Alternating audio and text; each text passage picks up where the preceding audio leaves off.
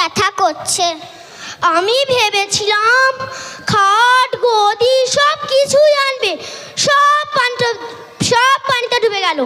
ওই মেয়ের জন্য আমি সারা রাত ঘুমাইনি, আমি কিছু খাইনি।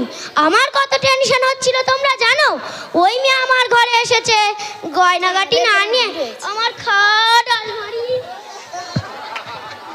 মা মা আমাকে মাফ করে দাও, মা আমাকে মেনে নাও। ওই টুসি তাড়াতাড়ি আয়, মা অজ্ঞান হয়ে গেছে, পানি নিয়ে আয়। মা আমি তোমার হাত টিপে দেব, পা টিপে দেব, মাথা টিপে দেব।